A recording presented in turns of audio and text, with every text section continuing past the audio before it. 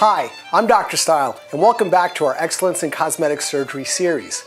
What we'll be talking about today is rhinoplasty surgery, or cosmetic surgery of the nose. What we're going to do is take you through an actual consultation with one of my patients. During this consultation, you'll get to learn more about what a rhinoplasty procedure actually is, what the possible benefits for you are, and whether or not you're a candidate for this surgery.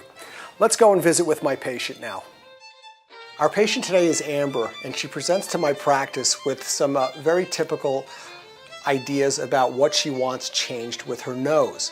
We're going to go through this consultation in a step-by-step manner, first addressing her specific concerns, and then looking at some patients that are very similar to Amber who I've operated on in the past. That'll be followed up by some diagrams that'll help illustrate how this operation is actually done.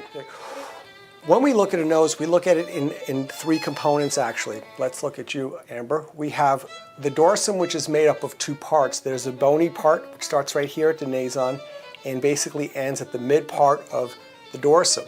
All right, this part is very rigid and it's part of the facial skeleton. From the mid part of the dorsum down to where the tip begins are the upper lateral cartilages. They give a little bit, unlike the nasal bones. However, they are still part of this unit that makes up the dorsum or the nasal bridge. The third component is the lower lateral cartilages. All of these structures are paired structures: nasal bones, upper cartilage, and then lower lateral cartilage. We have to address all three of these structural components if we want a result that's harmonious. Our other and most important concern is that the nose that Amber gets as her result is one that fits her face. We don't want her to have what we consider an operated on look or something that is disproportionate to her. We'll be taking an otherwise attractive woman and making her less attractive if we don't follow these principles very carefully. What I'm going to do next is go over some patients that are like you and have had similar concerns, and we'll talk about what we did for those patients and similarly what we'll do for Amber during her surgery. What's important when you look at this patient is that this patient has a pleasant face, and her nose is not one that would stand out in the sense of saying, you know, if she addressed her nose in the cosmetic sense, she would look significantly better. What she wanted was a dorsum that was more harmonious with her tip and followed the aesthetic lines of her face.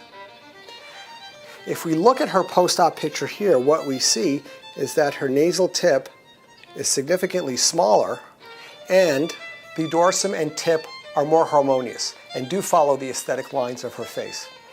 If we look at her from a side view, which we see in this picture here, that small hump that she had a concern about is no longer present in the post-op picture. We took this down to a more ideal line. The other significant feature to note here is that her nasal tip,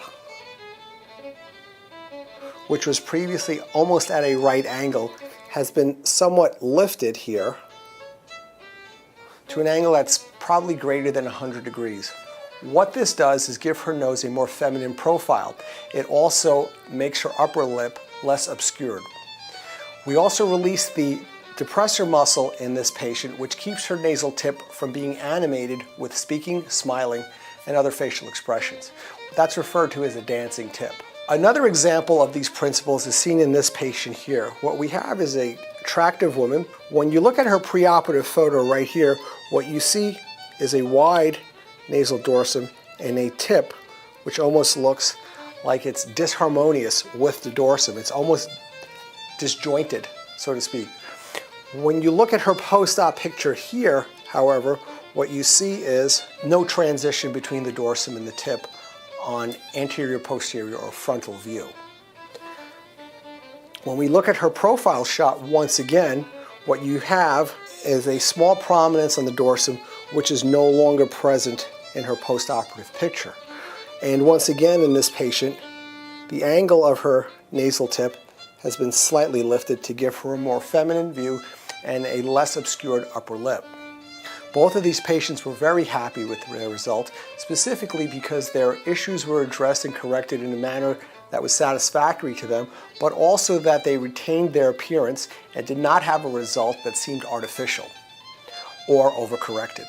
In discussing how the procedure is actually done, it's important to know that there are two approaches for this procedure. There is an open approach where an incision is made in the columella to reveal the structures that we talked about, the nasal bones and the upper and lower lateral cartilages. And there is a closed approach where no incision on the outer nose skin is made, and the actual procedure is actually carried out through small incisions on the inside of the nose. It allows me better control and direct visualization of the structures that I'm operating on. And I'm going to explain what that means to you. Basically, if you lift your chin up slightly, a small step pattern incision is made on your columella, and then two further incisions are made on the inside of your nostrils. Once this incision heals, it'll be very difficult, even under direct visualization, to see it. The incision does very, very well. In this illustration here, the incision is once again demonstrated. There's that stair-step pattern, and then the incision is carried out on the inside of the nostrils. What this does is allow me to directly visualize the three structures that we spoke about earlier: nasal bone, upper cartilage, and the lower cartilages which make up the tip. What I do first usually is address the upper cartilages. First, I address the small bump on the dorsum, and what I use is a series of rasps or small files, and I take this down to my ideal line. Once that is done in a sequential fashion where I repeatedly take down the dorsum just slightly and redrape the skin and look at it, once I am happy with that, the next thing I do is narrow the nose. And that's done by an infracture technique, which is basically tapping on the nasal bones with a small chisel and physically breaking them, moving them inward. We call it a green stick fracture because it's not a through and through complete fracture, but it's a fracture enough that's controlled and allows me to decide how thick or how wide the nasal dorsum should be.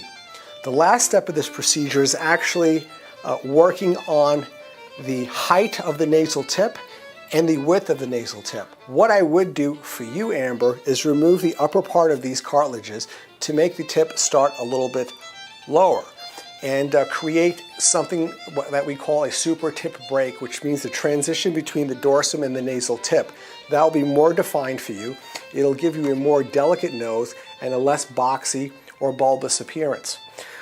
The last step in this procedure, after removing the top parts of these lower lateral cartilages, is bringing the nasal tip together, these two cartilages closer together, using a series of stitching techniques that will make the tip narrower. So in review, what we do is take the dorsum down to the ideal angle or ideal profile, bring the dorsum in to make the nose narrower and more harmonious with the tip, lower the start-off point on the tip by removing the upper part of the lower lateral cartilages, and then narrowing the tip using a stitching technique. Finally, the nose is closed with very small permanent stitches on the outside that are removed about a week out. The patient is next sent home with a splint and tape. The splint comes off at 1 week, and we usually retape our patients for an additional week after that. Stitches come out at this time as well. Your nose will look significantly better immediately after surgery. You will have some swelling, however. It usually takes between 3 and 8 months for patients to appreciate their full result. Some patients even take as long as 1 year. All procedures are done in our facility, which is a state-licensed ambulatory surgery center. Our patients receive general anesthesia for this procedure, and the procedure itself usually takes between 1.5 and 2 hours based on complexity. Our patients go home the same day and are seen a week after in the office. At that time, the splint is removed, as are the stitches. Most patients are retaped for an additional week of support and molding. If you have any questions about rhinoplasty procedure, you can call us at area code 702-243-9555, or you can email us via our website at www.drstile, that's drstile.com. Until next time, be well.